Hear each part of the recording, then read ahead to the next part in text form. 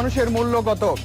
শুরুতে এমন একটি অসম্মানজনক প্রশ্ন করার জন্য দুঃখিত, কারণ মানুষ কি আর পণ্য নাকি যে টাকার অঙ্কে মূল্য নির্ধারণ করবেন? কিন্তু মানুষ যখন টাকা দিয়ে বিক্রি হয়ে যায়, মানুষকে যখন টাকার বিনিময়ে পাচার করা হয়, মানুষকে যখন পণ্যের মতো ব্যবহার করে অর্থ উপার্জন করা হয়, তখন পণ্য না বলে আর কি উপায় থাকতে পারে? তালাশের গত পর্বে মানব পাচার নিয়ে আপনারা যা দেখেছিলেন, এবারের পর্ব তারই ধারাবাহিকতা। গত পর্বে আমরা দেশের সীমান্ত এলাকাগুলোতে অনুসন্ধান চালিয়েছিলাম, আর এবারের পর্বে সেই সীমান্তও পেরিয়ে যাব।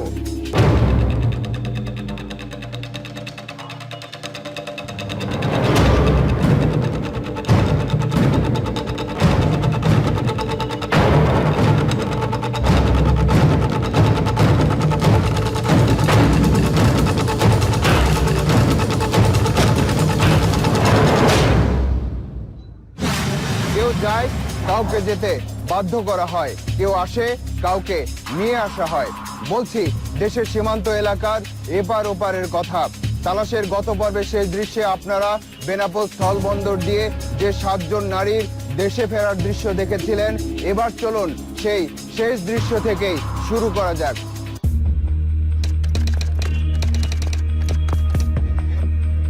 ভারত থেকে ফেরা স্বপ্না, পূজা, প্রিয়া সহ ভিসা আর পাসপোর্টবিহীন যাত্রী 7 কিশোরীর জবানবন্দি নেওয়া শেষ করল আইন শৃঙ্খলা রক্ষাকারী বাহিনী।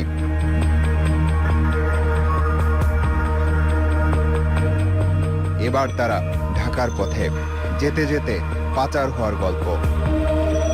চট্টগ্রামের স্বপ্না, বয়স 16, বেরোনোর কথা বলে 3 বান্ধবীকে ভারতের কাশ্মীর নিয়ে যায় এলাকার এক আত্মীয়। সেখানকার এক বাড়িতে রেখে তারপর লাপাত্তা। ওখানে একটা ফ্ল্যাট বাড়ি, ওখানে কি একটা চলে নাম ভুলে গেছি, কেয়ারটেকার না কি বলে হয়ে গেছে, পরে উনকে পাইলে চলে আসে। ব্রাহ্মণবাড়িয়ার প্রিয়া মামা বাড়ির অত্যাচার সহ্য করতে না পেরে কাজের সন্ধানে ঢাকায় চলে আসে। কারওয়ান বাজারের দোকানদার শাহিনের সাথে পরিচয় হয়। ভালো কাজের প্রলোভনে প্রিয়াকে ভারতে পাচার করে শাহিন। আমি তো জানি না, ইন্ডিয়ায় নিয়ে আসবে। তারপরে বললো ঠিক আছে আমরা ঘুরে আসবো, বর্ডার দিকে আসবো। আমি তো মনে করছি বর্ডার কাছে। ও কি বলে ওখানে সাতক্ষীরা বাস স্টেশনে আমাকে দিয়ে চলে গেছে। মোবাইলে লক্ষ্মীপুরের জসিমের সাথে পরিচয় পূজার। এরপর বিয়ের প্রলোভন দেখিয়ে নিয়ে যায় ভারতের কলকাতায়, সেখান থেকে ব্যাঙ্গালোর, তারপর বিক্রি হয়ে যায়। নিয়ে যাওয়ার পরে আমি কিছু বলছি না, বসে বসে কাঁদতেছি, প্রচুর কান্নাকাটি করতেছি। ওইখানে দেখেন আমাকে দিয়ে আসেন, এই ছেলেটা আমাকে বলে নিয়ে এসেছে, আমাকে দিয়ে এসেছে। ওরা তো সব জানে, ওরা বলছে দেখো ঠিক হয়ে যাবে। আমরা অপরাধ অনুসন্ধানে নেমেছি, কিন্তু কারো একান্ত ব্যক্তিগত জীবনকে হেয় প্রতিপন্ন করে নয়। পণ্য হয়ে যাওয়া যেসব মানুষের কথা আপনারা শুনেছেন, যাদেরকে আপনারা দেখেছেন, তাদের চরিত্রগুলো বাস্তব হলেও তাদের নামগুলো কাল্পনিক। বাংলাদেশ থেকে প্রতি বছর কি পরিমাণ নারী আর শিশু ভারতে পাচার হয়ে যায় তার সংখ্যা নিয়ে মতভেদ থাকতে পারে, কিন্তু আমাদের ক্যামেরাতেই যেসব দৃশ্য উঠে এসেছে তাতে এটা পরিষ্কার যে এটি একটি বিশাল ব্যবসা। All India institute of hygiene and public health বলছে, বন্ধু অথবা প্রেমিকের প্রতারণার শিকার হয়ে পাচার হয় 60 ভাগ নারী, দালালের মাধ্যমে 15 ভাগ, আত্মীয়ের মাধ্যমে 7 ভাগ এবং নিরুপায় হয়ে 18 ভাগ নারী। এবার সীমান্তবর্তী বাড়ির এক গৃহবধূর গল্প শুনব, যাকে তার শ্বশুর বাড়ির লোকজন ভারতের এক নিষিদ্ধ পল্লীতে বিক্রি করে দিয়েছিল। অনেক মেয়েদের কাছে জিজ্ঞাসা করি যে আমার একটু সাহায্য করবেন, তা বলছে কি একবার এইছিস আর আমরা কি সাহায্য করবো, এসে যখন করেছিস দেখ 10,000 টাকা দিয়ে ব্যাস থেকে তুলি বাড়ি পাঠাই দিয়ে আর যা কামাই আমার মা বাপের খাওয়ায়, তুইও খাওয়া। এমন গল্প শেষ হবে না, যেমন শেষ হচ্ছে না পাচার হওয়া আর ফিরে আসার মিছিল।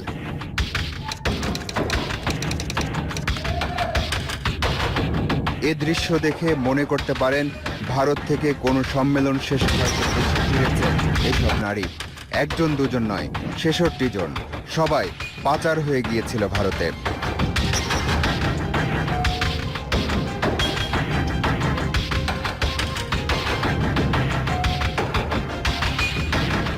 পাচারটা খুবই একটা লাভজনক ব্যবসা।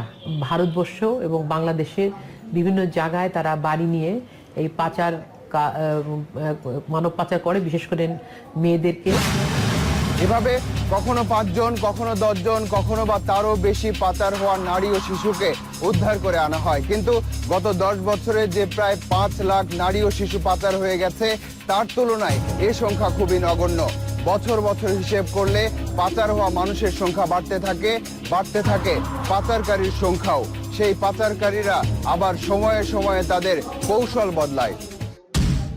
পুলিশ সদর দপ্তর বলছে 2 শতাধিক ব্যক্তি মানব পাচারকে পেশা হিসেবে নিয়েছে, কিন্তু বাস্তবে এটি কয়েক গুণ বেশি। পাচারকারী চক্রের সদস্যরা 3টি ধাপে কাজ করে। প্রথম ধাপে সংগ্রহকারীরা, এরা কিশোরী মেয়েদের টার্গেট করে প্রেমের ফাঁদে ফেলে। কেউ বা ভালো কাজের কথা বলে সীমান্তে নিয়ে যায়। সহকারী হিসেবে কাজ করে বাসের কাউন্টার ম্যানেজার এবং সুপারভাইজার। দ্বিতীয় ধাপে সীমান্তের পাচারকারীরা, এরা বাস স্ট্যান্ড থেকে নারীদের নিয়ে যায় সীমান্তে, তারপর ওপারের পাচারকারীর হাতে তুলে দেয়। সহযোগিতা করে ঘাট মালিক, স্থানীয় পুলিশ, বিজিবি ও বিএসএফ। তৃতীয় ধাপে ভারতের পাচারকারীরা, এরা সীমান্ত থেকে মেয়েদেরকে নিয়ে নিষিদ্ধ পল্লীর মালিক অথবা বাবুদের কাছে বিক্রি করে দেয়। মূল্য নির্ভর করে বয়স ও শারীরিক গঠনের উপর। 50,000 থেকে 2 লাখ ভারতীয় রুপি পর্যন্ত। সীমান্তের ওপার থেকে একটা মেয়ে পাচার হওয়ার আগেই এখান থেকে রিকুইজিশন দেওয়া হচ্ছে, আমাদের আরো কিছু মেয়ে থাকলে পাঠাও। তার মানে কি, রিকুইজিশন আসতেছে, এখান থেকে তারা এরকম সংগ্রহ করছে। একটা চেইন বা একটা সিন্ডিকেটের আকারে এটা চলছে। এবং কিছু কিছু আছে যাদেরকে অ্যাডভান্স টাকা পাঠানো হয় এখানে।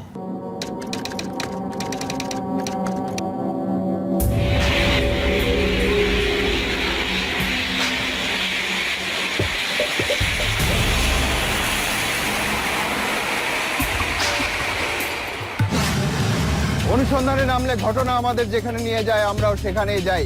তারই ধারাবাহিকতায় এই সীমানা পেরোনো উড়াল, দেশের পরিচিত গণ্ডির মধ্যে ঝুঁকি নেয়া, বাধা পেরোনো আর ভিন্ন একটি দেশে অপরিচিত জায়গায় অনুসন্ধান করে কোনো কিছু বের করে আনার মধ্যে আকাশ পাতাল পার্থক্য। কিন্তু আমরা তো কেবল সেখানে গিয়েই থামতে চাই যার পর যাওয়ার আর কোনো জায়গা থাকে না।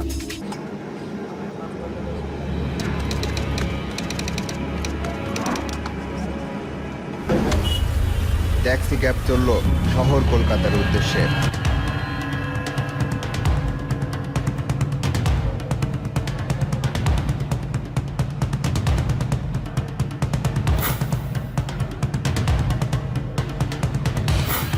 বাংলাদেশের নারীদের পাচার করে প্রথমে এই শহরেই রাখা হয়।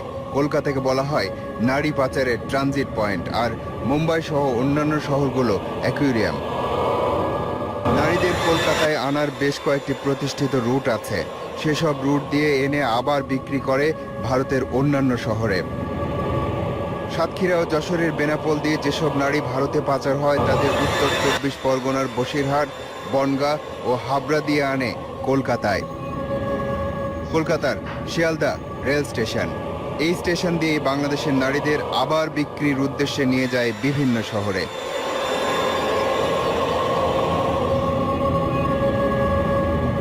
আরও একটা রেল স্টেশন ব্যবহার করে পাচারকারীরা, হাওড়া স্টেশন। এটাও বাংলাদেশের মেয়েদের বিক্রি হয়ে যাওয়ার রুট, তবে অনেককেই রেখে দেয়া হয় কলকাতা শহরেরই বিভিন্ন নিষিদ্ধ পল্লীতে। পরিসংখ্যান বলছে সারা ভারতে যৌনকর্মী সংখ্যা প্রায় 35 লাখ। এর মধ্যে বাংলাদেশি সংখ্যা 3 লাখেরও বেশি। মুম্বাই, কলকাতা, দিল্লি, হায়দ্রাবাদ, পুনে, ব্যাঙ্গালোর, চেন্নাই, গোয়া ও উত্তরপ্রদেশের প্রায় 5,000 নিষিদ্ধ পল্লীর অন্ধকার জগৎ তাদের ঠিকানা। মুম্বাই থেকে ছড়িয়ে সারা মহারাষ্ট্র, উল্লাসনগর, পুনাতে তো বুধবার পেট বলে একটি জায়গা আছে, সেখানে মানে মূলত বাঙালি, এবং বাঙালিরও আবার বেশ একটা বড় অংশ হচ্ছে বাংলাদেশ। কলকাতা শহরে এমন একটি জায়গা আছে যার গাল ভরা নাম গোল্ডেন ডিস্ট্রিক্ট। এর অন্য নাম হয়তো আপনারা অনেকেই শুনেছেন। একসময় ব্রিটিশ যৌনকর্মীরা এসে থাকতো, সে কারণে ব্রিটিশরা কিছু ভবনও তৈরি করেছিল সেখানে। বাংলাদেশ থেকে পাচার হয়ে যাওয়া অনেক নারীরই স্থান হয় সেই গোল্ডেন ডিস্ট্রিক্টে।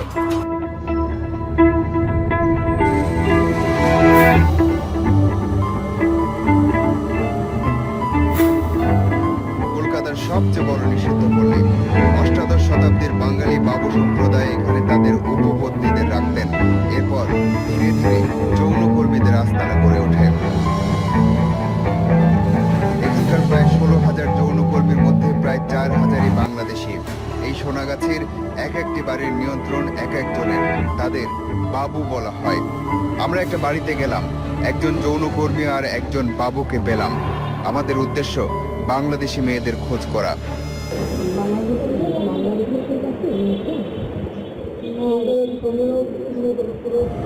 কিন্তু আমরা জানি আছে।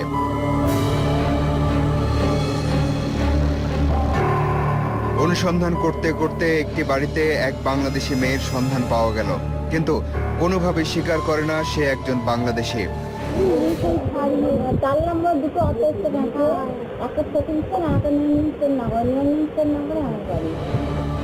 আবার কলকাতার নেতাজি সুভাষচন্দ্র বোস বিমানবন্দর।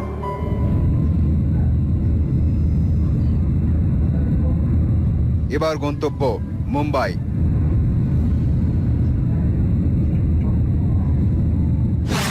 মানব পাচার নিয়ে তালাশের গত পর্বের শুরুতেই আমরা বলেছিলাম, অনুসন্ধানে নেমে আমরা মাঝে মাঝে খুব লোভী হয়ে উঠি। সেটা তালাশের অনুসন্ধানের জন্য আরো একটু বেশি সময় নেওয়ার লোভ, যাতে করে নতুন কোনো কিছু উদ্ঘাটন করা সম্ভব হয়। আর সেই লোভই আমাদের মুম্বাই পর্যন্ত টেনে নিয়ে যাচ্ছে। কলকাতা থেকে মুম্বাই যেতে সময় লাগবে 2 ঘন্টা 40 মিনিট, কিন্তু আমরা ফিরবো 4 মিনিট পর।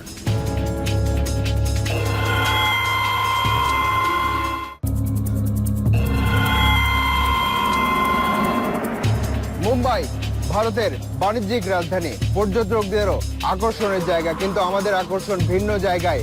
আপনারা যারা তালাশের গত পর্ব দেখেছেন তারা জানেন, বাংলাদেশের সীমান্ত এলাকায় মানুষ নামের পণ্যের পাচারের পেছনে ছুটতে ছুটতে আমরা শেষ পর্যন্ত মুম্বাই চলে এসেছি।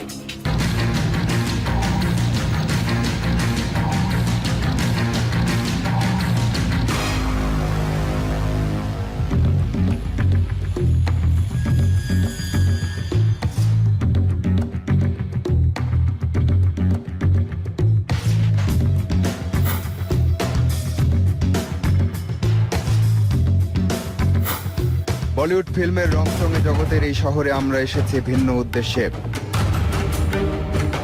রেস্কিউ ফাউন্ডেশন বাংলাদেশ সহ বিভিন্ন দেশ থেকে পাচার হয়ে ভারতে আসা নারীদের উদ্ধার করে দেশে ফেরত পাঠানোর কাজ করে এই NGO. 3 years, no money. And this 3 years, if girls is new, then so many clients. পাচার হওয়ার পর একটি মেয়ে যেভাবে নির্যাতনের শিকার হয় তার একটা প্রাথমিক ধারণা পাওয়া গেল। নিষিদ্ধ পল্লীর মালিক 3 বছরের জন্য মেয়েটিকে কেনে, খদ্দের আনে দালালেরা।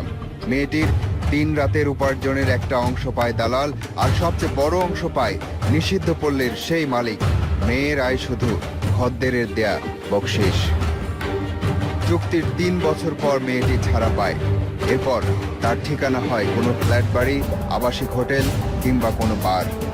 Traffickers sold the girl in brothel. Trafficker take the money from brothel keeper. 1 lakh rupees, 2 lakh. Mumbai ও আশেপাশে প্রায় 500 নিষিদ্ধ পল্লীতে আছে প্রায় 2 লাখ যৌনকর্মী। এর মধ্যে 50 ভাগের বেশি নেপালি আর বাংলাদেশি 30 ভাগ। এসবের 62 ভাগে সরাসরি পাচারের শিকার। Kamathipura, Falkland road, Congress house, Shuklaji street, টার্বি টিকরি সহ বিভিন্ন নিষিদ্ধ পল্লীতে এদের অবস্থান। They are scared. Brothel keeper say you are Bangladeshi. If you expose your identity, if anybody knowing you are from Bangladesh, then they put you in jail. That's why they always hide their identity. সে এক ভিন্ন জগৎ, সেখানে বর্বরতা, বাস্তবতা আর নিষ্পেষণের জাতাকলে পিষ্ট হওয়া চেহারা মানুষ ঢেকে রাখে চোখ রাঙানো রং চঙের আড়ালে। সেখানে ভিন্ন এক পরিচয়ে পরিচিত হয়ে ওঠে তারা।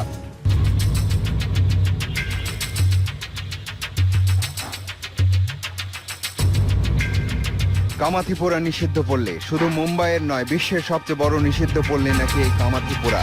প্রায় 50,000 যৌনকর্মীর বসবাস। এখান থেকে গত 1 বছরে উদ্ধার হয়েছে প্রায় 3,000 জন, যার মধ্যে বাংলাদেশির সংখ্যা প্রায় 300।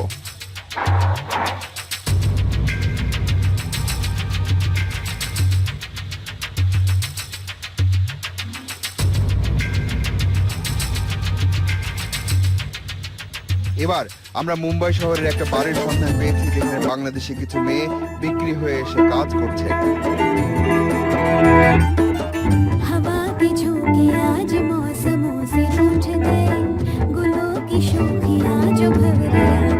নিয়ম হচ্ছে গায়িকা ছাড়া অন্য কোনো কাজে মেয়েদের ব্যবহার করা যাবে না।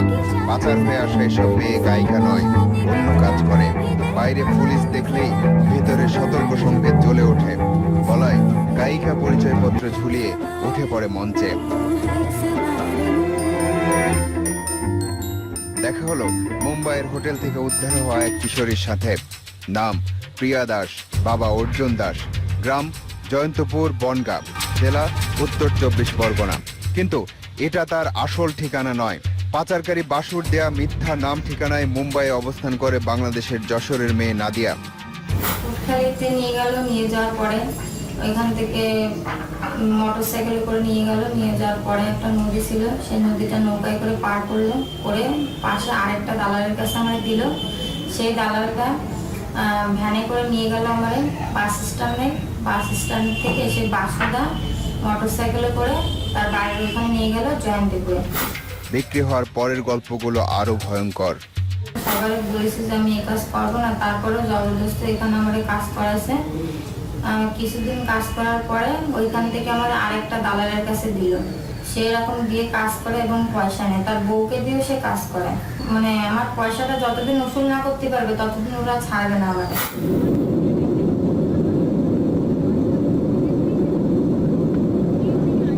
বিদায় মুম্বাই।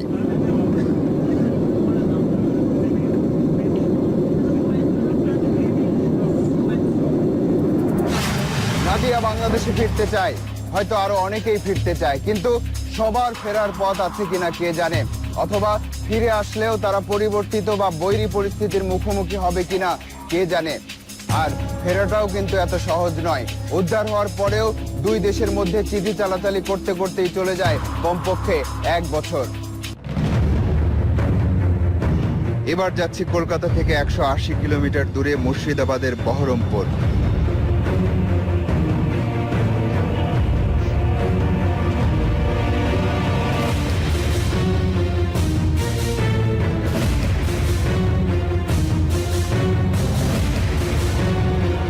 বহরমপুর জবালা অ্যাকশন রিসার্চ কার্যালয়।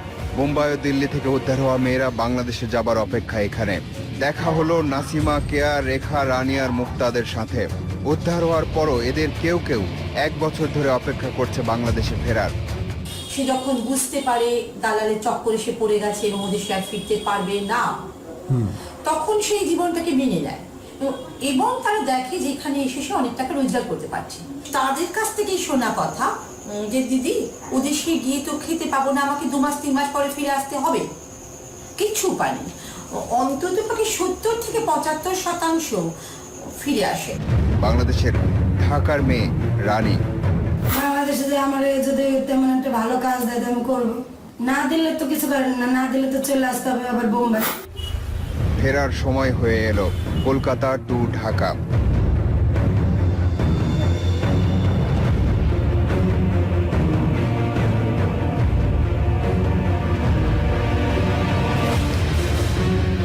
দিল্লি থেকে আসা আরেকটি ফ্লাইটে দেশে ফিরল পাচার হয়ে যাওয়া কয়েকজন বাংলাদেশি নারী।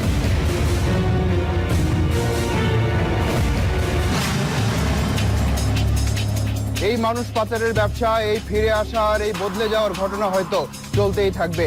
এই বিষয়ের পর আমরা হয়তো অন্য কোনো বিষয় নিয়ে অনুসন্ধানে ব্যস্ত হয়ে পড়ব। আমরাও হয়তো আর খবর রাখবো না বেনাপোল বন্দর দিয়ে কাকে ফিরিয়ে আনা হচ্ছে, পুটখালি দিয়ে কাকে পাচার করা হচ্ছে, বিমান পথে কাকে উদ্ধার করে আনা হচ্ছে। এবার যেতে হবে।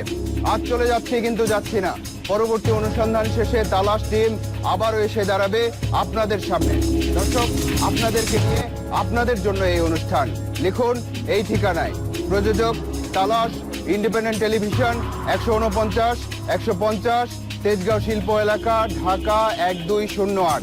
ইমেইল করতে পারেন talas@independent24.tv। এই ঠিকানায় আপনার অনুসন্ধানী মনের দরজা জানালা খোলা রাখুন। কিছু বেরিয়ে এলে আমাদেরকে জানান। তালাশ টিম থাকবে আপনার সাথে।